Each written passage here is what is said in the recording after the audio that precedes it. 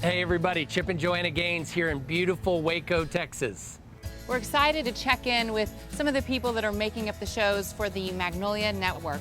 All right, Red's recorded. Hi. What's up? How's your arm? It's even stronger now. We've been pouring our hearts and souls into this network, but obviously because of these challenging times, things have been really complicated. All of this is new to us, and it's been so rewarding, but it's also been met with a lot of challenges as we're building this network.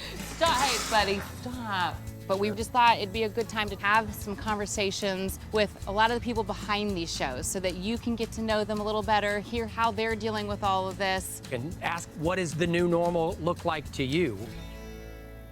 Today, our conversation is going to be with Erin French. She's an incredible woman from Maine. She's got a beautiful restaurant there called The Lost Kitchen. Yeah, which is also the name of her show. She's an entrepreneur, a restaurateur.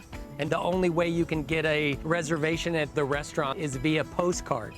This girl can hardly wait to find out if she will be celebrating her birthday at the Lost Kitchen this year. And she is. Yay! Who she is and what she stands for really captured Joe and I's heart. And just like with most of the restaurants in America, she has had to shut her doors due to COVID-19. So we wanted to see how she's doing. We also wanted to just give you a little more insight of her show and what that's going to be. So we hope you enjoy this conversation that we have today with Erin French. Hi, Erin. How are you? I'm good. How are you?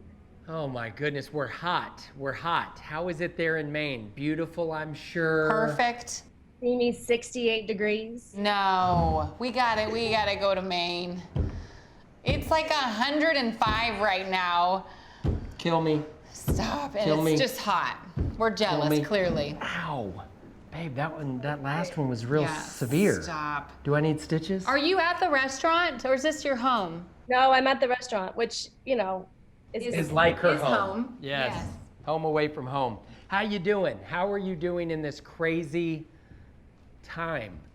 I think I'm probably the same as everyone is. Like, I'm okay, I'm manic, I'm up, I'm down, I'm all around, I'm good some days, other days I'm like, what in the world? So it's all over the place. Right now, are you allowed to open the restaurant, or are you just doing things outside? We are just doing things outside. I think what we were currently at in Maine was that we could be at a quarter capacity, but which for us is 12. And 12 really doesn't make a lot of sense. You want people to come into this space and you want them to feel like they're in your home.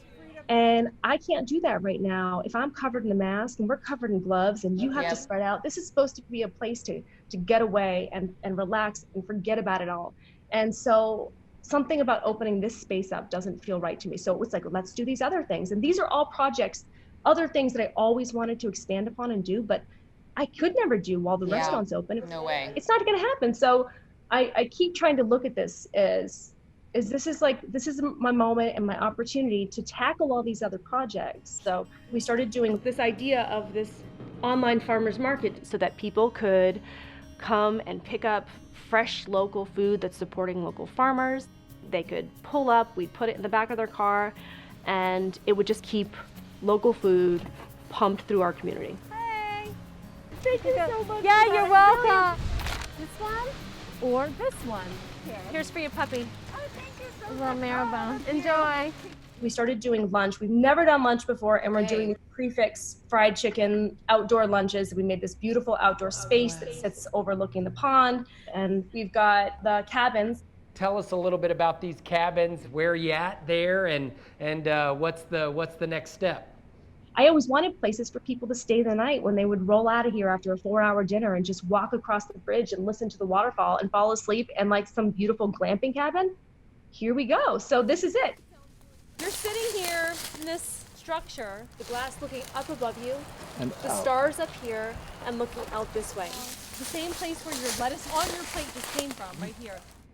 I was wondering, with your restaurant, when do you typically close? Generally, we close the middle of October, end of Okay. October, and being such a seasonal place, it's like this is a huge push, and it's something that it's like we have to get this done because this is our season relies on it. So maybe I think there's going to be some romantic winter dinners. We're having to get creative in the time of COVID and figure out how to do this, and it's okay. It's pushing me creatively with my food. It's like, okay, well, are we going to start heating some greenhouses? Like, what are we going to do to like push the season? If we have to produce, then how do we make it work? Wow. So Sure. there's so many pushes on so many levels, and I feel like I've lost my one business and I've got 4 small crazy businesses running all over the place trying to make up for that one. Wow.